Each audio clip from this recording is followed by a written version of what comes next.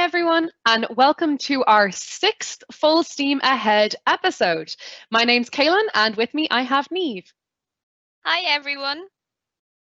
And in the background, as always, we have the rest of the DreamSpace team ready to answer any questions that you have. So remember that you can put your questions in there and we'll get to them at the end of the episode.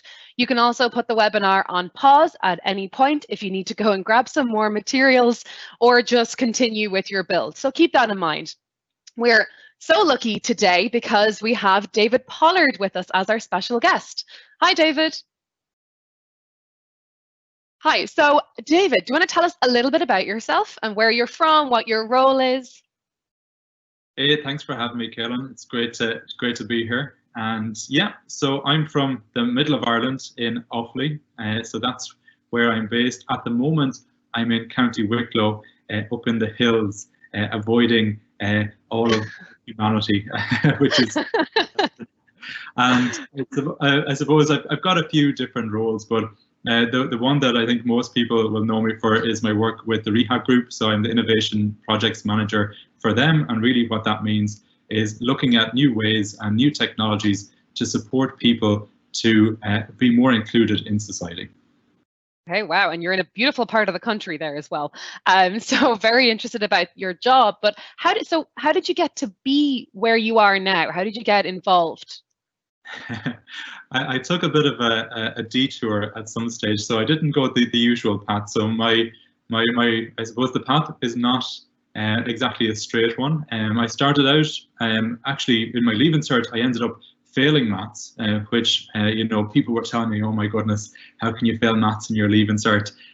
You can't do anything with that. So, but I ended up going into university. I studied English and geography at that stage, and I ended up failing again twice. So that was an interesting experience. And I, during that time, became a builder. So I ended up in construction work for maybe 4 or 5 years, and was building and working with some houses, and you'll see some of those in a little bit. And also then I was like, okay, well, what do I want to do with myself? Building, I really enjoyed it, and it was something my dad did before as well, and then family before that as well. So it was really, really fun, but I didn't feel it was the thing that I really was passionate about at the time. So yeah, there's one of the houses I worked on. This was a house that was in the middle of Kildare, and it was run down at the time. And as you can see, we actually renovated it and turned those rooms into what is the old style, but we did it up like new, but using all the old materials. So they're the kind of finished products there. Wow. So that was really fun to work on days like today when you were out in the crowd. It was really, yep. really but I suppose then I went back into education, and it was funny because obviously having failed as we use that word, I ended up I wasn't probably what people would class as the best learner, but I went back and I studied and went into college to study teaching and learning. Which was, a little bit ironic because I might be the best at it myself, but it allowed me to see that actually failure is not the end of the road. It's not something that actually is a negative thing. And what it allowed me to do was to change that word failing into learning, and to start to learn from those times when maybe I didn't get what I was expected to get or wanted to get at the time.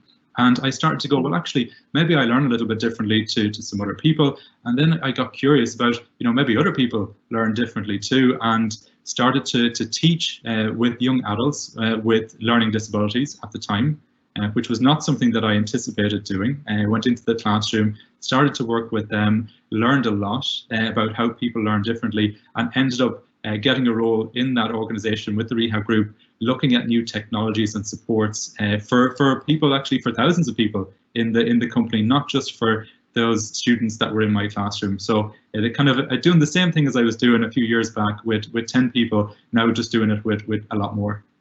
Yeah, that's extremely interesting. And it's a very important message, like you said, especially to our viewers, that you can fail, but you should not let that knock you down, and you can continue to work to be so happy and successful in your role as you are. So what has been your favorite project that you've ever worked on? Good question. So I think you can see on the screen there are a few different things. So I also I teach a little bit as well still. So I work with Trinity College and also with the National College of Ireland. So I teach teachers how to teach using technology. So, you know, if you've got any teachers there who you're like, maybe they need some upskilling, you know, Yep. send them this way. But you know, one of my favorite projects was working on a room that we created for somebody who couldn't use their arms and their legs, and they couldn't use their voice, so they couldn't control their environment.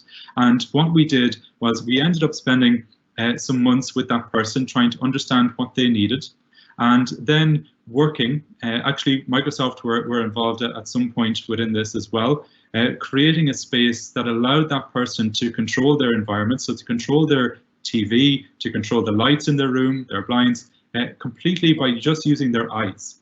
So how we did that was we used a camera that tracked the person's pupils, so as they were looking at their tablet, and then that tablet would then speak to some software that would understand what that voice was and would be able to control it. So they were able to watch Netflix, they were able to change the lights, they were able to put on their playlists if they wanted to, and that to me was really exciting because it was something that was very impactful. So somebody could do something that we take for granted, but now could do it with the use of this technology and with the use of, I suppose, people just spending some time and being patient with them to understand what they needed. Yeah, that's we'll be going deeper into something like that later on in our webinar today as well. So it's an amazing project that you were part of. Did you know when you were a child that you wanted to get involved in this type of stuff and help people in this way? No, is my answer. It actually, to be honest, it didn't really cross my mind that I would be in anything like this, and that we would be, you know, working on these projects and supporting so many people, not just in Ireland, but also around the world, and you know, even having these conversations with yourselves, with Microsoft.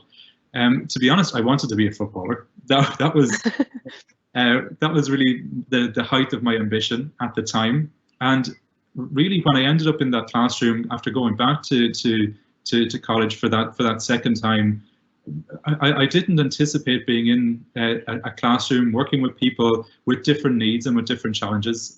But it was, I actually sent out 50 applications for a free work placement, and nobody would take me on because, you know, all I had at that time was experience in building, so that they didn't see how that translated to, you know, being a teacher. So I got refused a lot, which was an interesting experience. But I ended up going in, one place took me on in Tullamore in Offaly, and ended up in the classroom.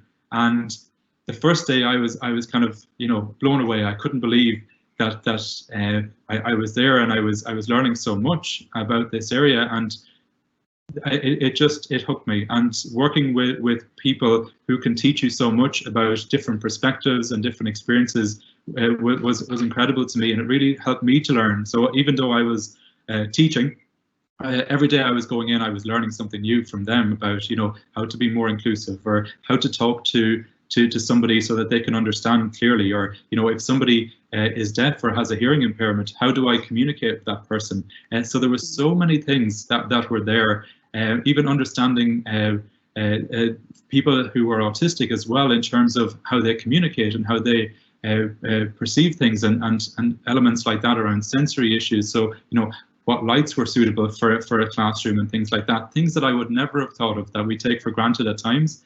And that to me opened my eyes. And once your eyes are opened about those things, there's no going back. You end up being brought into a world where people are working together to try and create a more open and inclusive society. And that was really fun. But yeah, a bit different to football. This is. Yeah. Different road, but it's definitely, you have had such a huge impact, and what you are doing and everything has had such a huge impact on people in so many different ways. Is there any special projects that you would like to tell us about or share with our audience? Yeah, I'll just share one with you while we're chatting, and then I know we're looking forward to a really exciting project with yourselves, Galen, and really looking forward to that. So what you're seeing in front of you, you may think that is just a load of nonsense and just random pictures all in front of you. But what you're looking at there is a ventilator. And what that is basically a way to help people breathe when they're struggling to breathe. So what it does, you'll see even in the top left-hand corner, you'll see a kind of a gray image with a little blue, almost like a ball. What happens there is that ball is squeezed, and as that squeeze, that pushes air through, and that ends up inflating the person's lungs. So if they're struggling to breathe, it inflates it for them. So it's almost like a support for them to be able to breathe. And about 8 or 9 weeks ago, when everything got a little bit crazy, people were looking for these types of supports, and we ended up running through this. And all of these photos are different designs that ourselves with a team that are from all over the world. I think we ended up with about 3,500 or more volunteers supporting this project, trying to build one of these ventilators. And it was really exciting to be part of that, because it showed that people could come together, people who are designers, people who are developers, teachers like myself, engineers, people who had really good English skills, and everything it might be, whatever it might be, could come together and work on a project to help people who really needed it. And this was something that was super exciting. So this is kind of like a behind the scenes, and you can see that we started with one, and we worked and tried loads of different ones, and some of them didn't work and some of them did, but it was really exciting, and it's part of the process of creating and being in STEAM. It's where you try and build something, you learn a lot from it. It may work, it may not work, but no matter what, you're going, okay, well, I think I can improve this, or I can change this. And I'm sure as you're building your projects over the last few weeks, you've noticed that, okay, well, when you get to the end of a project, you go, I think I would have done that a little bit differently. And that's exactly what we were doing with this breathing support device as well. Yeah, that's absolutely fascinating as well. So we have one more, we've time for one more question. So do you want to tell us a fun fact about yourself? I will, but I think first, I'm going to introduce Lisa here, because I think she's up on screen for everybody here. This is Lisa, who was working with us to create that room that I was telling you about. So controlling it, you can see the tablet there that's in front of her, and there's so many people like Lisa, and that what's so important and crucial is to have the patience to listen to what people need. And I think that's crucial. And I think when we're building out our project here as well, it's always good to try and think, what would somebody need in a situation like this, rather than trying to create something that's in your own mind. It's actually just to take a minute and to ask a question. Would this work? Is this something that you would like? So that's really exciting. In terms of my own, I don't really have that much too exciting, but I've got a really amazing scar behind this ear that keeps growing. That's called a keloid. So if anyone has one of those, I have one as well, and they're pretty fascinating, because they just keep coming back, and I have to get it taken away, and then it grows again. So yeah, there's a kind of a gross, interesting fact. Well, it is definitely a fun fact. It's definitely something that's interesting about yourself. And we've one more image here, which we can see one of our previous guest speakers. Want to say something very quick about this absolutely. Image? So I think you're going to be creating this Bionic Arm Model, which is going to be really interesting. You're going to be using cardboard and different things like that. This is Colin. So Colin and myself set up a business together, and this is Colin working a few years ago with a young girl who had no hand on one of her arms. And within that space, Colin had to work with her to try and understand. I think you may have met Colin a couple of weeks back, and he may have talked about this, but this was something that you can see even from that dad's face, that there's an excitement there. And within the space of half an hour of working with this little girl, having worked and printed out this hand, which is used through plastics and 3D printed, she was able to start to use that to hold bottles and things like that. But it was very important before all of that to understand what she needed, and that was the key to it. And it's the same if we're working with Lisa, if we're working with other people within any of these spaces, is to make sure that they're involved in these projects from a very early stage, so that you're creating stuff together and you're co-designing. And I think that's something that's super important. And obviously that's an amazing project. So you're going to be working on cardboard versions, but actually that's exactly where these ideas come from in the first place. They're tested using paper, using cardboard, and then they're brought to the next stage. So you might do your cardboard models today, but if you've got your 3D printers, you can maybe start to build some out as well. Yeah, that's a fantastic project, and it's why we wanted to get involved with it today. So thank you so much, David. We have you on for the whole webinar. So if anyone has any questions that you'd like to ask David, put them into the Q&A and we'll get to them later. So I'm going to pass you on over to Niamh now, who's going to tell us a little bit about the theme of our webinar today and get started on our challenge. Thanks, Kaylin, and thanks, David, for sharing that incredible journey with us. As I always say, FAIL stands for first attempt in learning, and you have just shown our viewers how you tried and tried again, and now look how successful you are. So it just shows how resilience can really like help a person out there. So today's challenge is called STEAM for Good. Okay, and it's based on two themes. So it's based on engineering and accessibility, and how these two themes combined can change people's lives. So today, as David already mentioned, we're going to be trying to create a bionic hand. So we've a really exciting challenge in store.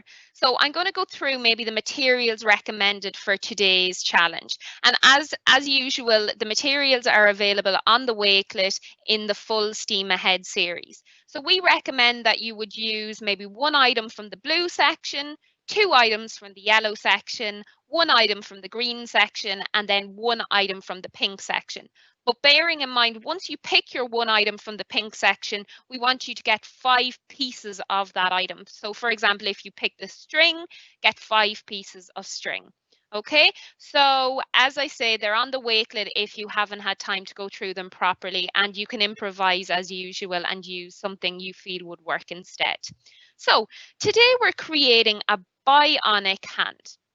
So what do we need to know in order to do that? Well, we need to know what a joint is.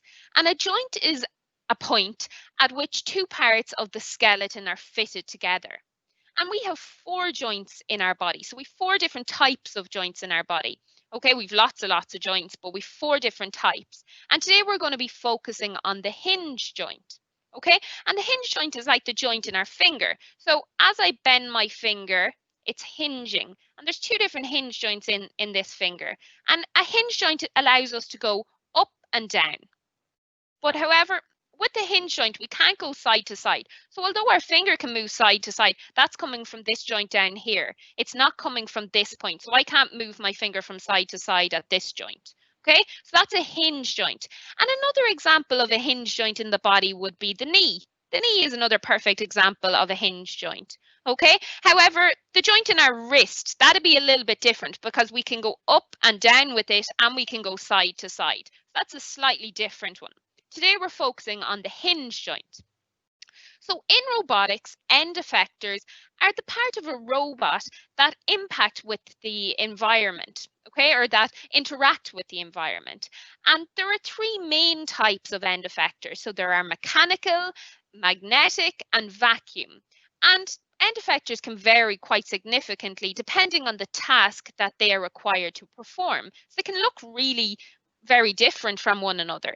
And take, for example, grippers. So grippers come in all shapes and sizes, and some of them can physically grip the object to be manipulated. For example, the hand that we're going to be building today.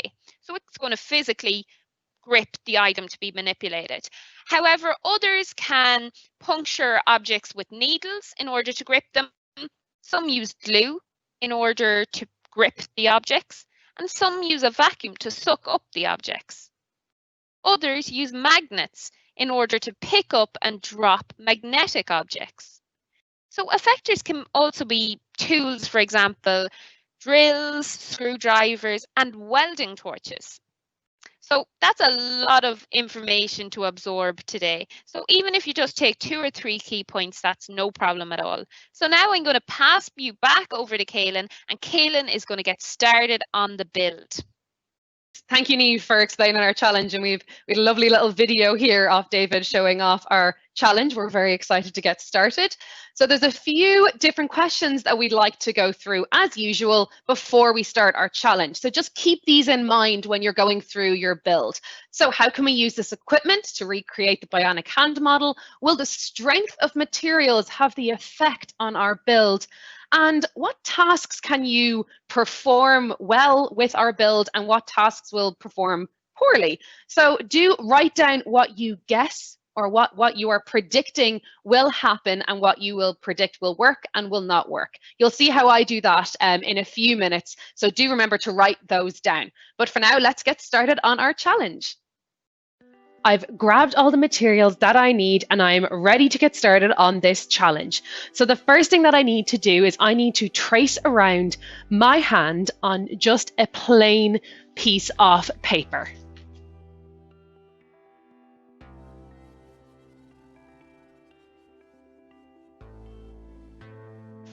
The next thing I need to do is I need to cut out this hand and another one the exact same size on a piece of card.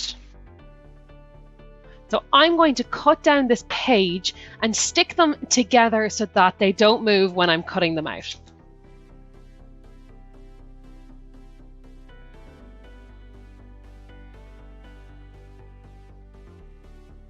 Now I need to cut them out.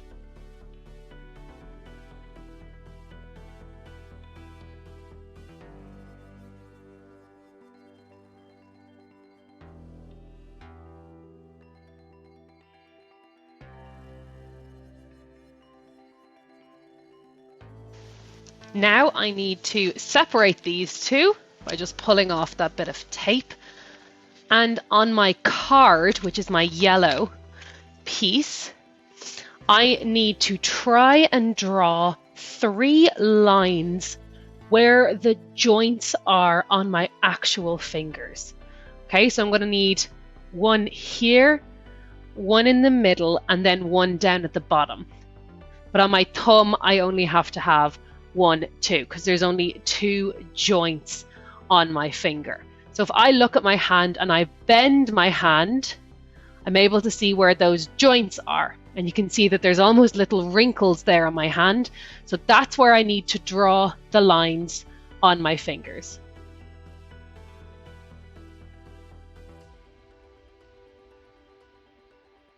Now I need to cut out the fingers into 3 sections. I'm going to be cutting out each one of these sections.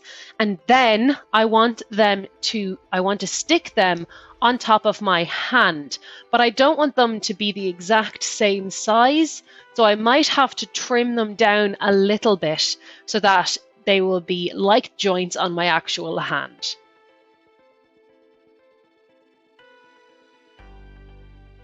Once I cut them out, I'll then be gluing them onto my hand where they should sit.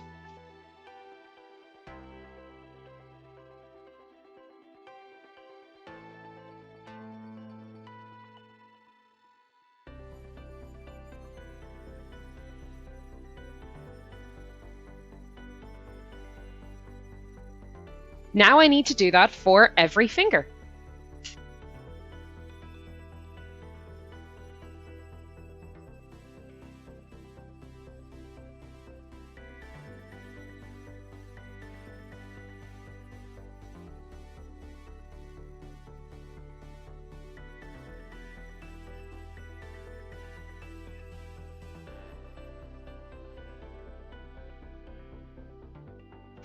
The next thing that we need to do is add tendons to our hand to allow the hand to actually bend.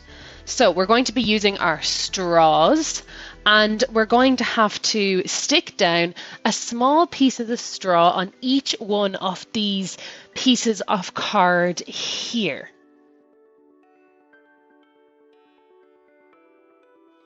So I'm just marking off where I want to cut just to make it easier for me.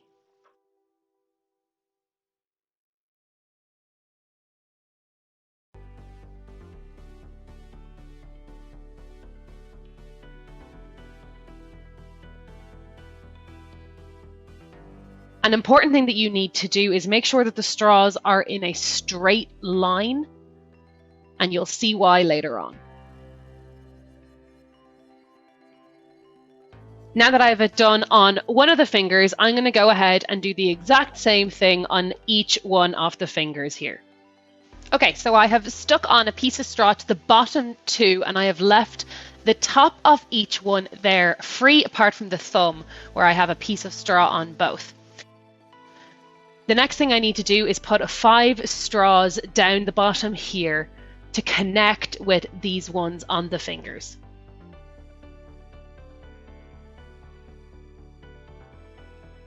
And now I'm going to stick these in place. Now we need to thread the tendons through our pieces of straw.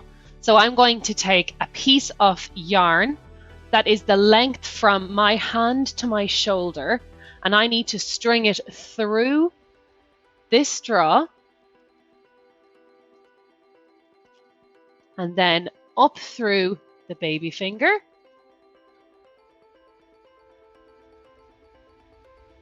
And I'm going to tape it up here at the top. And I'm going to repeat that with each one of the fingers.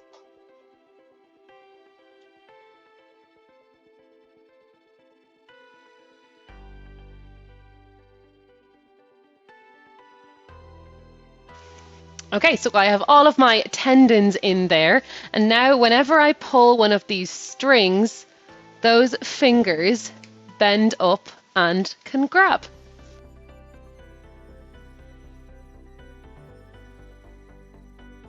So I can get each individual finger to move in by themselves. I can get them all to move at the same time as well.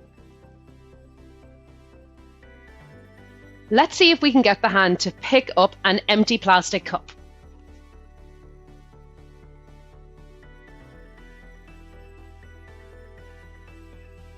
Let's try and get the hand to lift up the glue stick.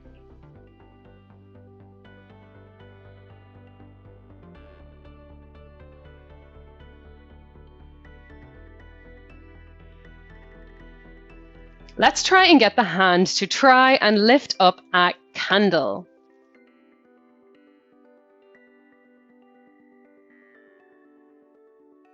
How about a bottle?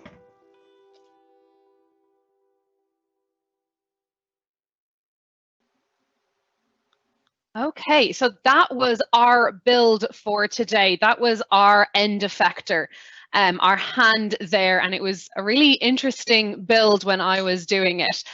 So if we look at our build, what exactly is happening? Well, we mentioned that we have our tendons, which is obviously the strings there.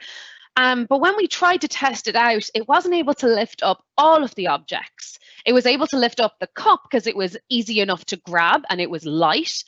And with the glue stick, it was able to lift it up, but it was only able to lift it up when it was standing up. It wasn't able to lift up when it had fallen on the ground.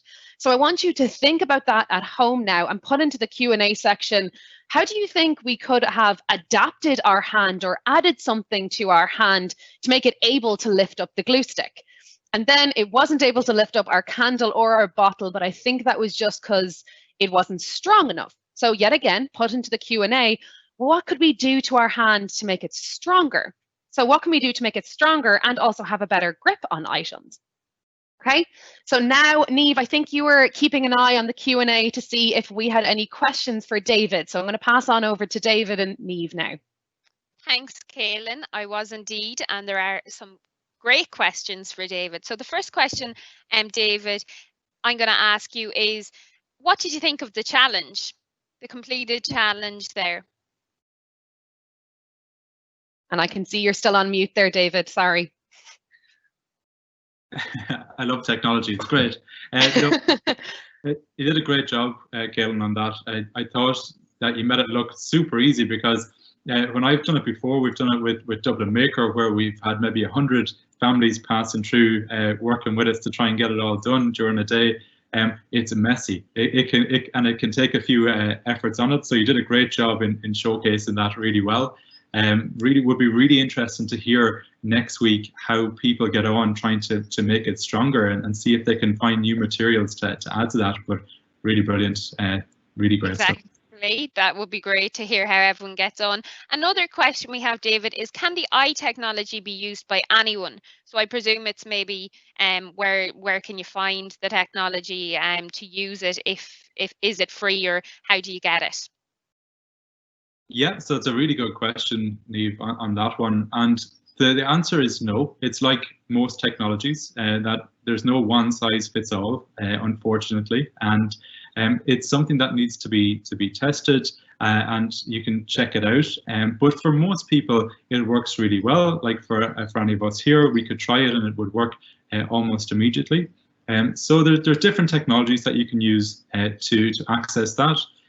So different eye gaze technologies, if people want to Google it up and you look up eye gaze, you'll be able to find lots of different cameras there that can check that out. And of course, feel free to reach out to me if you have any more questions around that as well. And you can do that through Niamh and the team here as well if you want. Great, thanks, David. And one last question, David. How do you brainstorm and think of ideas when helping people with STEAM? And also, they mentioned that the idea to use a room like that was incredible. So just to throw that out there also. Thanks so much. Yeah, that's a really great question. And it's something that's really hard to do, actually. I think the main thing is focus on why you're doing what you're doing first. Focus on the problem or the challenge, and then worry about the solution afterwards. I think sometimes people want to create something and they want to get to the solution first. But if you think about what somebody needs before you start to build something, well, that's the best way to do it. So asking lots of questions, getting out your pen and a big piece of paper and just writing out all those ideas that you have in your mind, and then asking other people and going, what do you think of this one? And they'll say, well, okay, that's a really good one. We'll go down that route. Let's try that out and then we can test it. Or they'll say, well, this might not work for this reason. And then you start to slowly narrow it down. So you'll start off with loads of ideas over here, and then eventually, as you ask questions and work your way through, you'll end up with probably one or two that are there, and then you just have to test those out, and then you might end up coming all the way back to the start and doing it again. And I think that is the key to all of this. There's no kind of final piece to any ideation or any ideas, so you're just constantly learning and going through that process again and again. So it takes a little bit of time to get used to it, but it's a good way to do it. Great, thanks, David. And that's all the questions we have time for the moment. I'm going to go on and now just go through what we covered today. So the effect that mechanisms like this can have on a person's life, and obviously it can have such a huge impact on someone's life. We also learned how to build our own bionic hand, and we learned how STEAM can help enhance the world of accessibility. So we got a lot covered in today's episode. And now we're going to go through the home challenge for this week. So this week's home challenge is to plan and construct your very own bionic hand, just using the guidance that we give you today. And then also we want you to challenge yourself. So set a few challenges, for example, opening maybe something, for example, a bottle or a jar, or opening a door with your bionic hand, and also picking up things. So maybe something quite light and maybe something a little bit more heavy, and seeing how you get on with it. So maybe maybe you won't be able to do everything, that all the challenges you set yourself, and then you can come back to it and go through it a little bit more and try to understand and problem solve as to why it wasn't able to pick up that heavier object or open that tighter screwed jar or something like that, and see if you can overcome those problems. So now we'll have a quick look at the question and answer section again and see if there's anything that we didn't cover. I actually see here, Kaylin, you asked the question, how could we make it more sturdy after the build? And I see someone says, can we use cardboard as opposed to card paper to make it sturdier? Yeah, so that's a brilliant way of enhancing the hand and making it a lot stronger. So using a material like cardboard instead of the card paper, that's great. I also see one here about adding something sticky or a sticky grip to the top of the fingers to make them grab easier, which is another brilliant one. Or maybe adding rubber, so an elastic band or something to the top of the fingers to make it grab better. So all brilliant ideas. Can't wait to see how you try them out, and let us know next week how you get on with them. Exactly. They sound amazing. Perfect. So I think that's all for the question and answers for now. Perfect. Thanks, Niamh. So I want to say a huge thank you to everyone for joining in today. We hope you enjoyed our STEAM for Good challenge. I also want to say a very special thanks to David for joining us today. Thank you for introducing us to the world of accessibility in STEAM and showing us how important it is and how much of an effect you can have on someone's life with doing these challenges and everything. So thank you so much for agreeing to partake in our webinar today. And I also want to say a quick shout out to Engineers Ireland for supporting us throughout this series, and to let you know that you can find all of our home challenges and everything else, materials that you need. Everything is on our waitlist. So do remember to check that out on the Wednesday before the episode to get all your materials ready, and then check it afterwards to see the home challenges. So thank you so much everyone for watching, and again to David for joining us, and I can't wait to see you all next week. Bye. Thanks everyone. Bye.